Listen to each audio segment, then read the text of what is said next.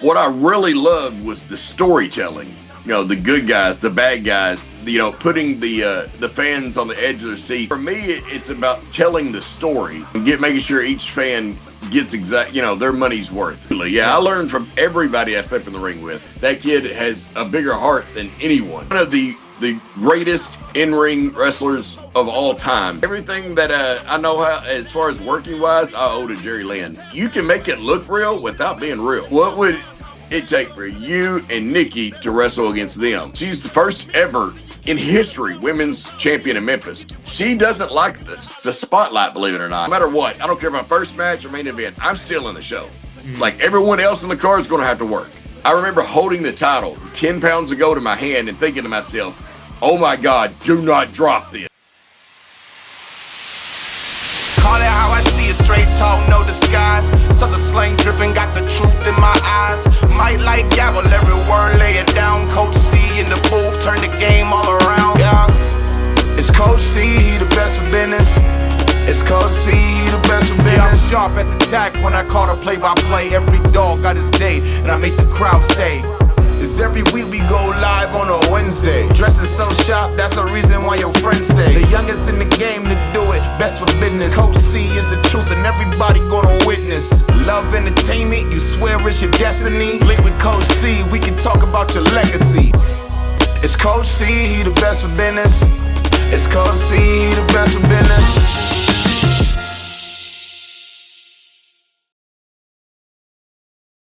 All right, everybody. Hello and welcome to another edition of Best for Business. I'm pumped for this one. Austin Lane, thank you so much for joining me. And I think this is a long time coming. The summer we were trying to make this happen. Yeah, it's been a while. We've been trying to make it happen. You've been busy. I've been busy. But yeah, it's good and glad to finally be on here. Absolutely. How has these past few months? How's everything with you going? Good? It's been going good. It's been really busy. But yeah, it's been going really good. Nice. So I'm pumped to talk to you. So when we talk pro wrestling, you've done so much in wrestling. But originally, what was it about wrestling that made you want to get involved in it? Man, honestly, I was mesmerized. When I was a kid, my grandmother took me to live wrestling in my hometown, watching Memphis Wrestling. And that's where I actually got my wrestling name from, was from Stan Lane and Austin Idol. Wow. But I was so mesmerized and just, it was, I couldn't believe like just the athleticism, the stories and everything. And just, it was one of those, I was hooked from day one and just kind of studied it and was a huge fan for so many years and decided that, that was one thing I wanted to do in my life. So you go from being so memorized, you love pro wrestling. How far after that do you make the approach to something you want to do? Honestly, it was brought to my attention. Believe it or not, it was, I had, so as a kid, I know a lot of people don't like about the trampoline wrestling or the backyard stuff, but I wrestled like, or with friends of mine and my brother's friends, like in the neighborhood. Mm-hmm. And even back then I knew like as far as putting on a show, because even though I was bigger than most of them, like I went ahead and I was letting like littler kids beat me. Damn. even though it was real to them, they were giving everything they had. It was kind of like, because if it was one of those where if I beat everybody up, then no one would come back and wrestle with me. So yeah, I was trying to make everybody happy. And anyways, a wrestler that wrestled independently around here, he had seen me and he asked me, he's like, where did you learn all this stuff? And I told him, I was like, just being a fan and watching. And he's like, are you interested in actually doing it for real? And I didn't even know there was an option. And I was like, oh, yes, I definitely. So, and then all of a sudden I was traveling to a little town called Dixie, Arkansas. Believe it or not. Yeah, that pretty much said it. Dixie, Arkansas. But yeah, I was traveling to Dixie, Arkansas to start training. Wow. I'm curious from your perspective, what is like the wrestling scene in Arkansas like? Is there any strong points down there? There is. There's several strong points in Arkansas. The thing is with Arkansas is a lot of people don't realize like the talent that is in the state of Arkansas, because a lot of times people in Arkansas are very, I would say they're very loyal and they're very big about building.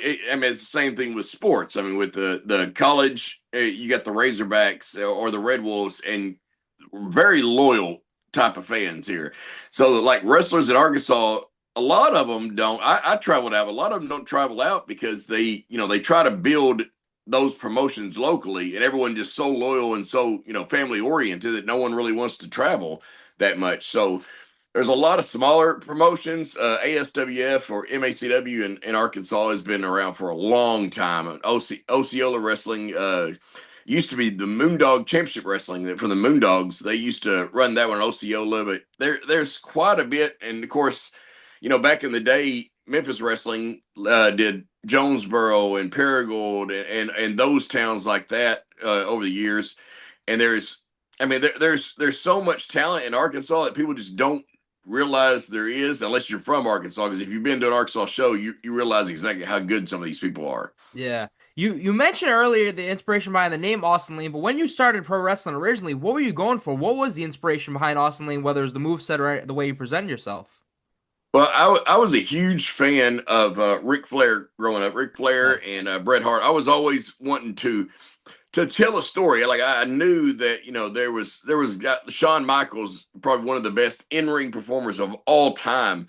But when I was smaller and I was able to flip and do high flying high spots nonstop and that kind of stuff, what I really loved was the storytelling. The good guys, the bad guys, putting the fans on the edge of their seats, making people cry, making them happy, making them cheer, laugh. For me, it's about telling the story, and making sure each fan gets their money's worth. Yeah. When you look at your career, you've done so much in wrestling. We're gonna get into it, but for you, what would you consider your first big opportunity in wrestling? Oh man, I've had so many. To me, I mean, I've done extra work for WWE. I've done TNA wrestling, and I've done Memphis Wrestling on television and helped produce there as well. I mean, honestly, my first big moment, I would say, because I've had lots of opportunities. My first big moment I enjoyed that because to me they got that nostalgia factor as well, was being able to wrestle in front of 17,000 people in Batesville, Arkansas in a tag match against the Steiner Brothers. Wow. That was when I was like, wow, this is special. I'd done so much cool stuff even before then and after then, but that was when I realized, like, wow, this is something right here. And it was the being able to be the main event, selling out, 17,000 people at this event and wrestling the Steiner Brothers. It was just such a cool opportunity for me. How did the opportunity for that one come about? Well, it was one of the promotions in Arkansas. They were doing it was an outdoor show. They were having a concert as well, and they were wanting to do wrestling. And the guy he was the promoter. He was getting a lot of big names. I believe, if I'm not mistaken, I know Buff Bagwell was there, and it was Sid Vicious and Samoa Joe. There was several big names there. And then when he talked to me about it, and he was talking about the Steiner Brothers, and at the time I'd done a lot of work with Petey Williams, who was good friends with with Scott Steiner. Yeah. And it was one of those where, hey, you get a chance to tag with somebody to wrestle against the Steiner Brothers. Would you be interested in it? And I was like, yes, I would pay you. You didn't even I would pay you to do that. Did you learn anything from wrestling those guys? Absolutely. Yeah. I learned from everybody I step in the ring with. Even if I'm wrestling against someone who's in their first match, I learn something from everyone. I pick up a little bit here and there, whether, it's a lot of it is learning, emotions, when you're wrestling and you're trying to draw out a certain emotion in people and what you do and what kind of reactions and emotions it brings around the crowd. But the Steiners, I mean, it was so hilarious. I love being able to tell the story, and with that type of show, it was basically, we're wanting to make sure that the Steiners get their stuff in. Mm-hmm. Everybody gets to see what the Steiners, the old Steiners, that kind of deal. Yeah. Being able to take a Frankensteiner from Scott. But with them, they even told me, they're like, hey, we'll get that stuff in there, but let's just relax. Let's just go out there and have fun.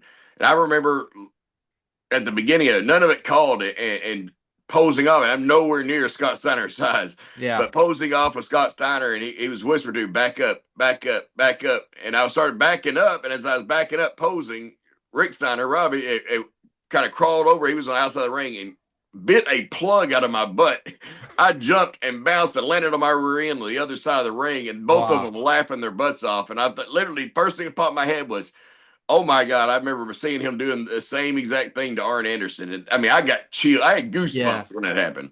Yeah, when I was looking at your career, you've done so many things. You mentioned it earlier, but how does the opportunity come for you to wrestle for TNA? I think it was Xplosion, a six-man tag. How did that one come? When at the time I was wrestling for a promotion called Deep South, or I'm sorry, Down South Championship Mhm. Wrestling. We were wrestling in Alabama, Mississippi, Tennessee, and they were using a lot of the TNA guys, like a lot of them. So the promoter Dwayne Huckabee, he was in talks with TNA, and they were looking at some of us as well.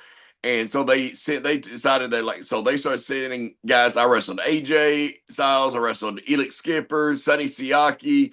I mean, I wrestled all these different big name guys that were Kevin Nash at TNA, and all of them had said, "Hey, this guy's pretty good." So Yeah. and then I was given the opportunity. They wanted a match field and asked me if I would be interested in doing it, and I did it. It was on the weekly pay-per-views on and I was there several times, but that was just one of the ones that actually was filmed and aired. Yeah.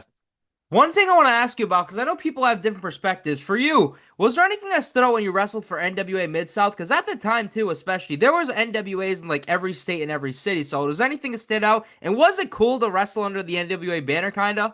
It absolutely was, yeah. Yeah. The because I grew up with the NWA, I Yeah. loved that NWA, and I was actually able to wrestle for the NWA World Heavyweight Title as Oh, yeah, well. we'll get into that right after Yeah, this. but yeah, in the NWA Mid South, it was very cool. I mean, at the time there were so many NWA, like it seemed like there was an NWA popping up everywhere. Yeah. So it kind of I wouldn't say watered it down a little bit, because when you step out in the ring and you see that NWA logo, the N and WNA National Wrestling Alliance, like it brought back so many like childhood memories for me, and just being able to wrestle under that banner and to carry that banner for so long, like it was so cool, because I was looking magazines and you see your name in the top 10 of the NWA, and that it was so neat. Yeah, you talk about it. Insane opportunity wrestling Nick Aldis. How was the opportunity for that one?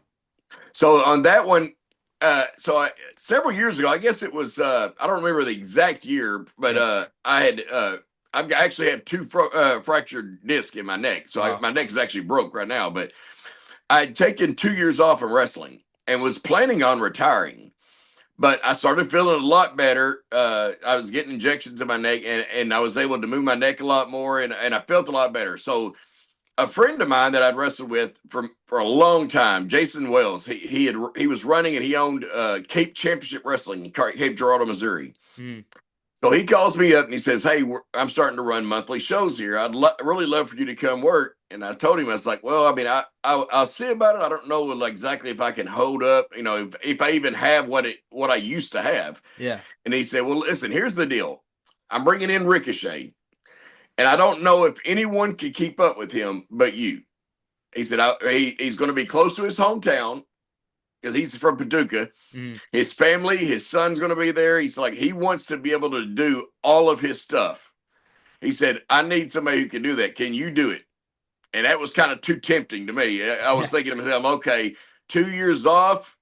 This is the chance. I'm either going to crash and burn, or I'm going to prove I still have it. Yeah. And me and him we blew the roof off the place. I mean, we went crazy, and we had people.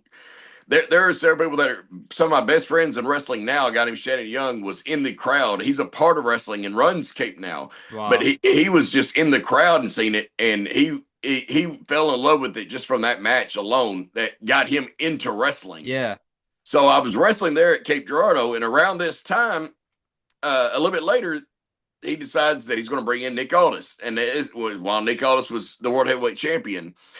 And he was kind of the same thing. He wanted to make sure it was a really good match was put on. So he's like, "Hey, who are we going to call to? If you're wrestling Davey Richards, Tommy Dreamer, or, Nick Aldis, who do we call to make sure that represents the company really well?" Yeah. So he asked me, he's like, "Would you be interested?" And yeah, another one of those, dream moments as a kid.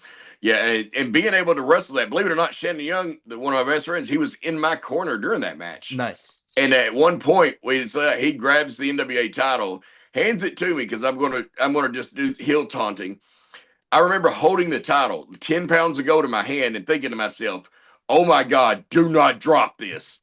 I could just see I drop it and it hits, breaks something off of it. But Yeah. I was so nervous just holding that 10 pounds of gold. But man, I don't even know if I was able to breathe while holding it, just because it meant so much being able to hold that title. Yeah. And when he handed it to me, he said the same thing. He said, "Oh my God," he's like, "I am holding the 10 pounds of gold." And both of us kind of looked at each other and smiled. And we were like, "Wow, yeah, we've made it." Yeah. How was that when you wrestled Ricochet? You talked about prior, you thought about retiring, but after that match with Ricochet, did that fuel ignite for you finally again? How was your body? My body, I mean, it was a lot better than I thought it was going to be. I Nice. mean, we did everything. I mean, we Yeah. were dives to the floor. I mean, we big spots and we did it all. So I wasn't perfect, but I felt a lot better than I was going to, or I Nice. thought I would. And then after the match, when the match was over, it was not called.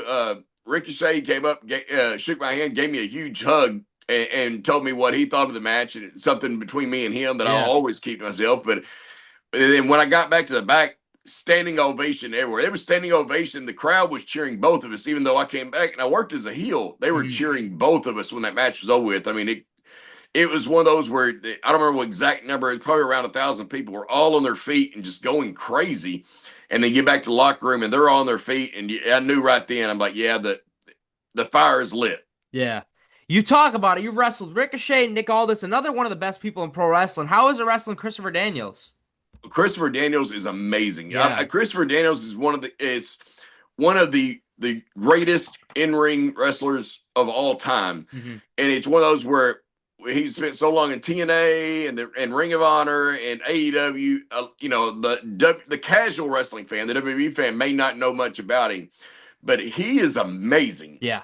So I was trained, like I was taught how to wrestle, how to work from Jerry Lynn. And so Chris knew that coming in. He already knew that who had taught me how to wrestle. So it was already ahead of time. He knew that it was going to be an easy night kind of deal. Nice. And we get together, we call a few things, and we're like, we're going to play it by ear. And he's a great guy to wrestle. He's amazing in the ring. I actually broke my ankle in that match and still finished it. Wow. And during the match when it happened, usually I'm the one who always is leading the match. Always, it don't matter who it is. Jerry Lynn, Jerry Lawler, it doesn't matter. I'm usually the one leading the match just because I'm good at it. He was one of the few people. After I cracked my ankle, I realized it, and we went through to the next spot, and I finished it. And I was laying there. I told him, I said, "Man, I think I broke my ankle." He's like, "I got you. You listen to me. I've got you the rest of the way." So yeah, it was so cool. I had the same type of story with me and Petey Williams. We had worked. It was one week that we worked just about the whole week, and we were doing the same match in different areas over and over. And the very last one was in Arkansas, believe it or not. And I was wrestling Petey, and where he does his one of his spots is he does a chin breaker where he drops to his butt, he rolls back, comes up, hits I don't know, I forgot what the heck his name. Anyways, a kick, scissor kick. Yeah. But anyways, on that one he drops, and when he did, he just caught a stinger on his butt. And when he done it, and he realized, he's like, "Oh crap!" And he whispered to me, he's like, "Hey, give me a second. I can't feel my legs." So what I did was he was working heel at the time. I was working baby. So I told him, I said, "Grab my tights." So he reached and grabbed my tights. I threw myself outside the ring to where his manager was. His manager came over to me. I said, "Hey, just keep me out here, keep me working until he's good." It just kept going that way. I literally just stayed outside the ring, just got beat up by a manager. And as soon as I seen that Petey was good, I cut off the manager, slid back in, had him cut me right back off. We just kept going right as we were going. Nice. Yeah. You talked about it earlier. Insane. Is there a lesson that stands out learning from Jerry Lynn? God, yes.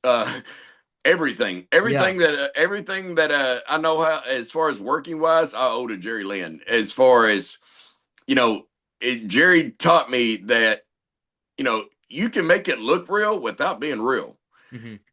Everyone should come out of their match just as healthy as they were when they went into it, because you got to feed your family. You got to make the next town, so why go out there and get hurt or hurt the other guy, and as far as like bringing the fans' emotions up, he taught me how to lay it matched out, how to lay it out to get, with the other guy, get the other guys spots and let's tell a story out of it.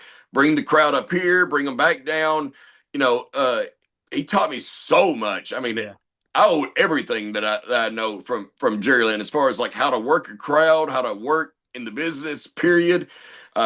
He's one of those that I think that what I'm most proud of in wrestling is I guess it's been 27 years now, and I've injured 0 people. Nice. No man wrestling me has ever came out injured, ever in 27 years. And I've hurt myself a lot. Yeah. and protecting guys. I caught Marco Stunt on a dive from a balcony, and he overshot me, and I jumped up and just caught him with my arm, drug him back down to me, so he landed on me. He was just fine, and I broke my hand. Wow. Yeah, but I mean, it's one of those where I've never injured anyone. I'll give you one little tidbit I thought was always funny, and I always bring up with Jerry. Jerry I was working with him at one point, and it was right around, he was doing Ring of Honor as well. Mm-hmm. And Roderick Strong, known for the chops. And he told me one time, I don't remember what, I think we were somewhere around Chicago or something. He had told me, he's like, hey, just always remember one thing. Anything less than 1,000 people, no freaking chops. So I tell that as a joke. I tell people all the time, anything less than 1,000, no chops out there. Wow. But it's just a funny story. It's not even that you actually learn.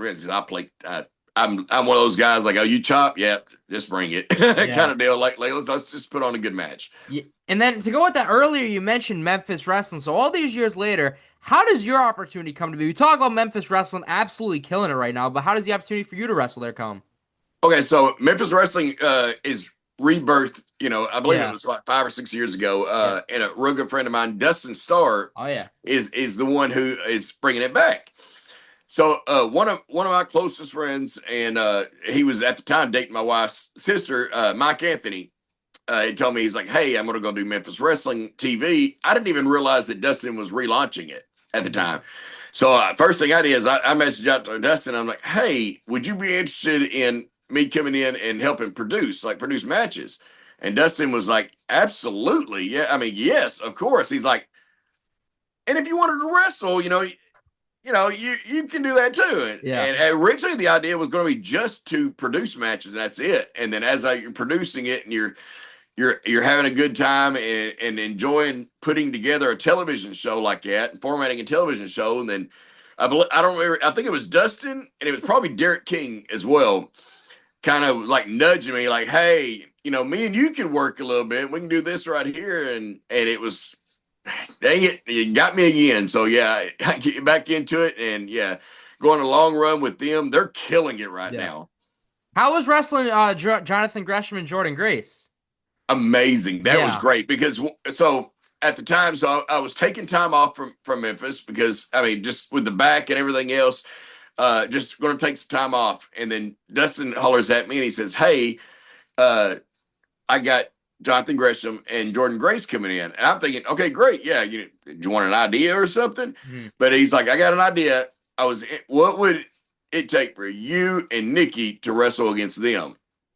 And that immediately, I asked Nikki, and Nikki's one of those right now. She's kind of semi-retired as well. Mm-hmm. And she says, oh yeah, I'll go do that. Wow. So we decided, okay, yeah. And I told her, I was like, yeah, we'll come in and do that. Let's do that. Let's make it happen. So we show up. It was great working with him. I've known Jordynne for a long time. Really?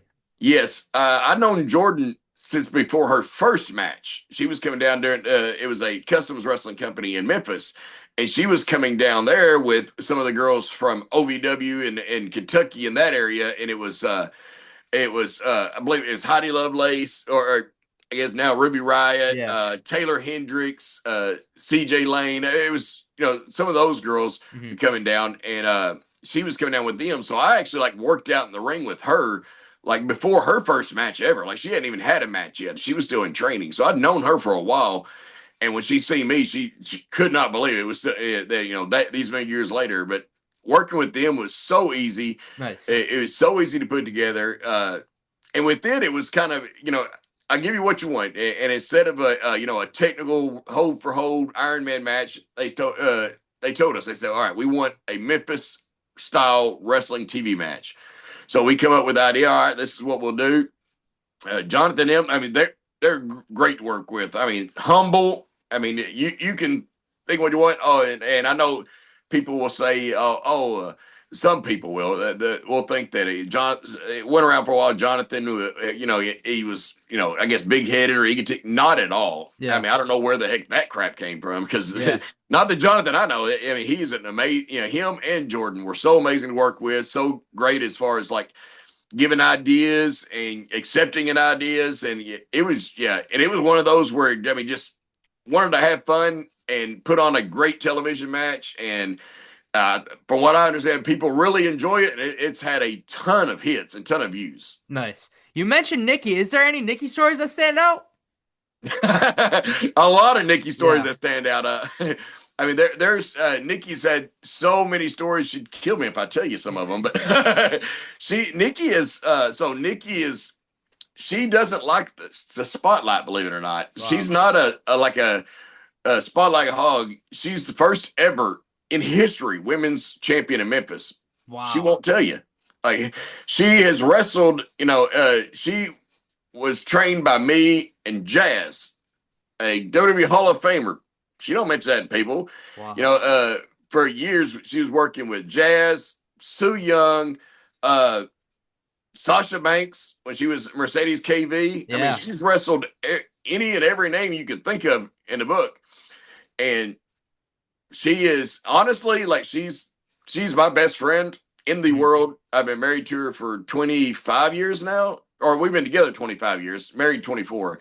And we work together, we wrestle together, we do everything together. She's honestly my best friend in the entire world. Nice. I guess beside my grandkids and my dogs. But yeah, and she does everything with me. I guess I'll give you a funny, I guess one that I'm involved in. I'll give you a story. Me and her were working at one point, and she'll even tell you one time, she'll tell you that wrestling me, if I tell you to duck, make sure to get the heck out of the way.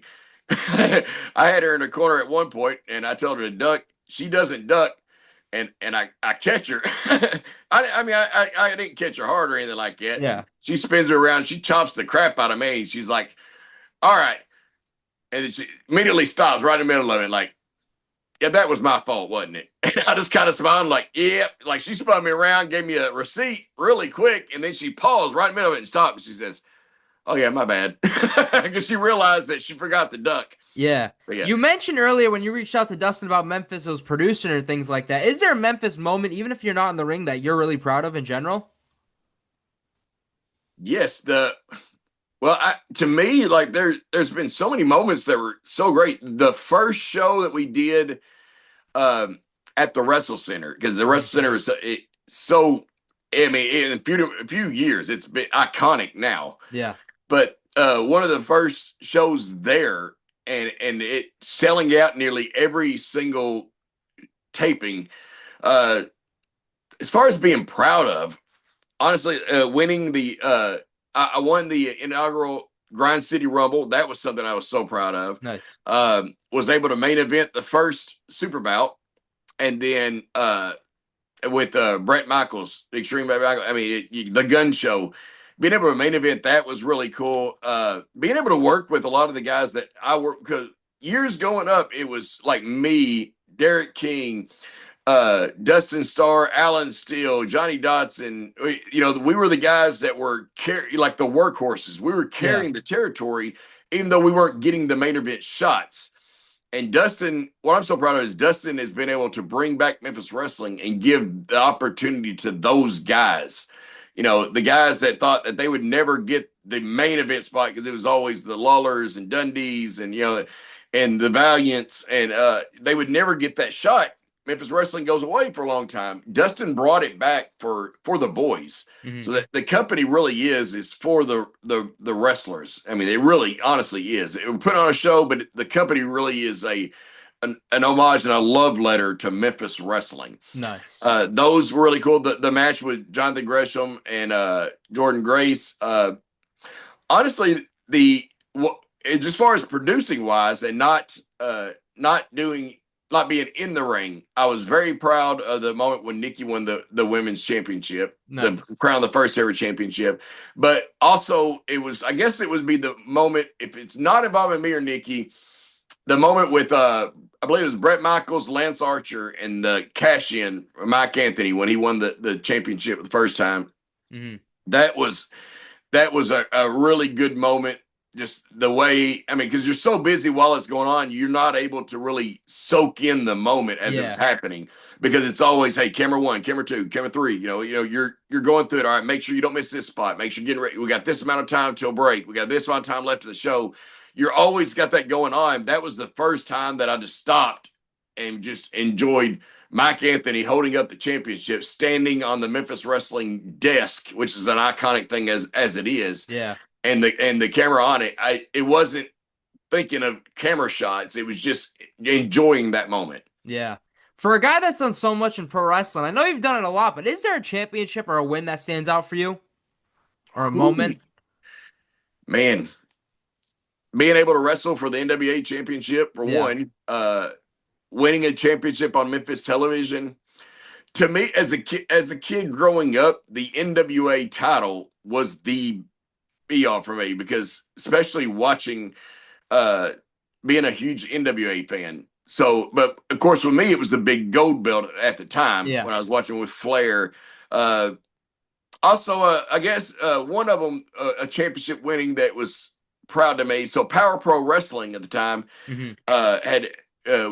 was trying to be relaunched by Randy Hales, and he brought back the original Southern Heavyweight Championship, the title that, Fargo, Lawler, Dundee, all of them held. And I was able to hold that title. I was the second person ever to hold the title undefeated. And that was Kurt Angle and myself. Wow. To hold that Southern Heavyweight title, being able to hold that title, and at the time being undefeated, I was undefeated at the time, win the title. So you're undefeated champion, and knowing that it was me and Angle, the only ones that had ever done that, that was so cool. Wrestling for the TNA Xplosion Championship on multiple occasions, and even at one point, me and AJ, we did a spot where, just so I could have it in my heart, and even though it's not on record books, where you do the heel finish and beat him, even though the referee restarts it, just for 20 seconds, I was TNA Xplosion champion kind of deal. That was always really cool. I'm one of those guys that I'm about moments, and it's not really about what I feel. It's about what the crowd feels. Nice. But those are the few moments that I think that I felt, where I became transformed back into a kid and as a fan again. But other than that, most of it is, a championship win or a tournament win, or a sellout crowd. To me, it's not how I feel, it's how the crowd feels. Yeah. That's why I love, producing matches and helping younger guys learn and teach them how to control a crowd and how to bring a crowd on a roller coaster of emotions. That's my most proud moments. It's not a win or a championship. It's a standing ovation. It's losing a match and rolling over and looking in the front row and seeing kids crying because I lost. It's winning a match and seeing grown men crying because I, accomplished a moment, that kind of deal. It's more about what the crowd feels. If I don't know if I make sense or if you get what I'm saying. It's not really how I feel. How I feel is 100% determined on, did that family, you have a man who worked all week long. He worked full-time job. He's taking his wife and his kids out to a night of wrestling, and they're going to have a good time. Did his kids, is that something where his kids, his wife, and himself, are they going to get back to the house and say, you know what, I'm going to remember that for the rest of my life? Yeah. You talk about it, starting to train the new generation. Is giving back something you always wanted to do? Absolutely. God, yes. That is 100%. When I was a rookie and working matches, I was always thinking in my head, who's next? So if I had a title put on me, even like an independent title, and I was year 2, the first thing I think of is when they say, hey, we're putting the title on you, is, okay, awesome. Who's next? Who do I get to put over? Yeah. It's never about, hey, what do I get to do? It's always who do I get to put over, and what kind of story can I do in that? 100%. That's one thing Jerry taught me a lot of. It's about passing on, because if you don't pass it on, it's going to die. I mean, honestly, if you're not passing on the business, it is going to die. So even as a young age, it was always wanting to be, who can I make next? What guy can I make next? Who can I, give the push to? Yeah. Anytime you get to the top, it's who can you reach down and grab and pull up there with you? Yeah. Who thought of the persona the best of the best? Believe it or not, that was that one in Human Highlight Reel was given to me. I mean, it's one of those where Reggie Montgomery, a wrestler, legendary wrestler in this area, he used to call me Superman just because there was nothing I couldn't do in the ring. And then he started calling me the Human Highlight Reel from Dominique Wilkins, the basketball player. He started calling me Dominique Wilkins. And the best of the best, I don't remember who came up with it. I remember being years ago, but and it's kind of an offshoot of Best in the World, or not Best in the World, excuse me. The best there is, the best there was, the best there will be. Okay. So loving Bret Hart and just kind of my style of always being the guy, no matter what. I don't care if my first match or main event, I'm still in the show. Like everyone else in the card is going to have to work. And it's one of those where I always wanted to be the guy that, even if a smart fan goes to a show and they say, okay, I know it's a work, I know it's a show, but the Austin Lane match, they really got kicked off each other. That one might have been actually real. That was my key. So doing that over the years, I think just friends and other wrestlers in the wrestling business, just over the years, they're like kind of like, hey man, you're the best. Yeah, you're not just the best, you're the best of the best. And it's kind of got it from that. And to me, it came kind of from the Bret Hart catchphrase and the old martial arts movie, I guess, the best of the best. Probably 80s. You probably hadn't seen it, but yeah, it was a movie. Eric Roberts started it. It's a martial arts movie in the 80s, but I love that movie as well. But anyways, I think the best of the best kind of come from that, where it was not a moniker or a gimmick to say, hey, kind of like oh, I'm on top of the world, on top of the card, I'm the champion, that kind of. It started out as a shoot gimmick behind the scenes that, hey, this guy is the best. He's the measuring stick. You want to be successful, you've got to have a good match with him. You've got to go out and tear the house down with him. And no matter what, he's going to steal the show. And it just kind of went from backstage to started singing it in front of the crowd.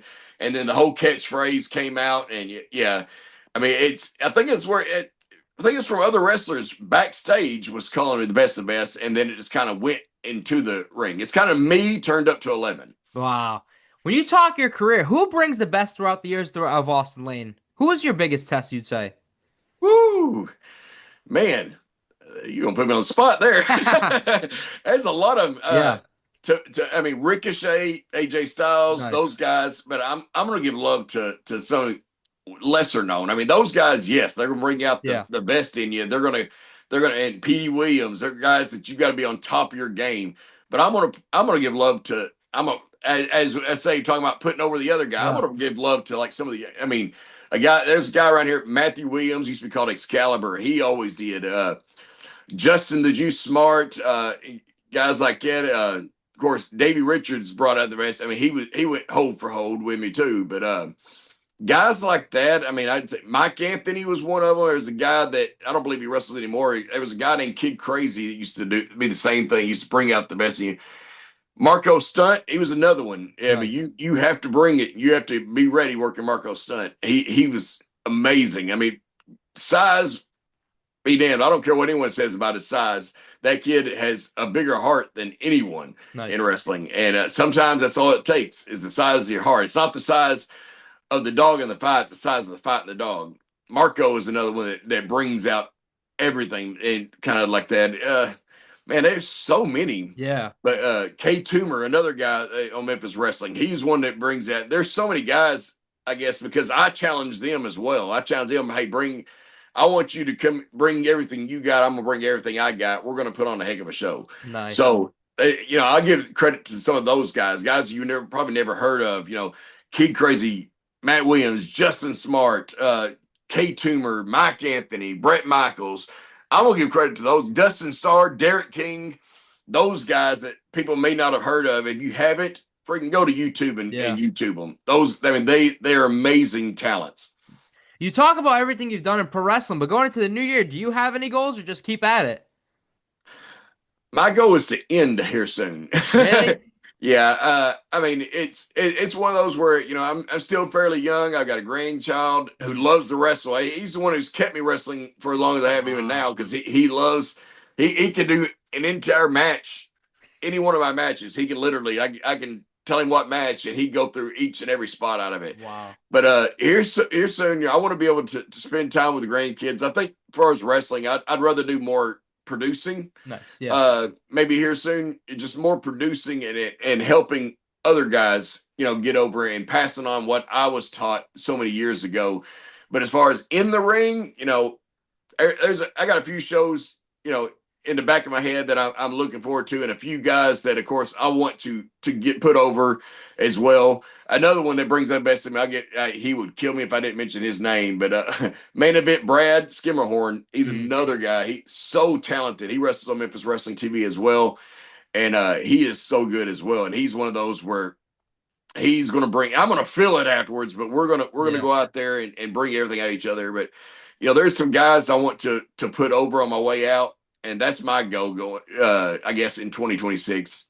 Nice. Is to make sure that I pass on what was passed to me, make sure that I pass everything I can on to those guys. Yeah. You've done so much in pro wrestling, but also on the side, when does the love for football and coaching come in for you?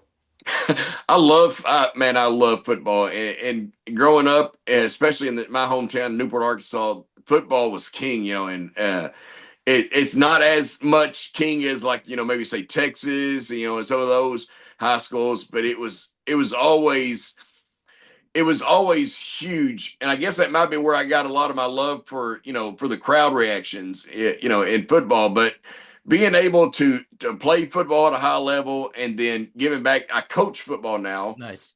And I believe it or not, I'm coaching in a youth football right now, and I don't have any of my kids playing youth football. I'm doing it just for the love of the game and the love of the kids that are playing it. And shout out to my team. We just won out of last 10 years. We won 10 championships, so we won the title 10 times. Congratulations! Thank you. Yeah, we just had our ceremony just a few weeks ago where we got our ring. But I got my 10th ring and between that and I'm doing the high school football.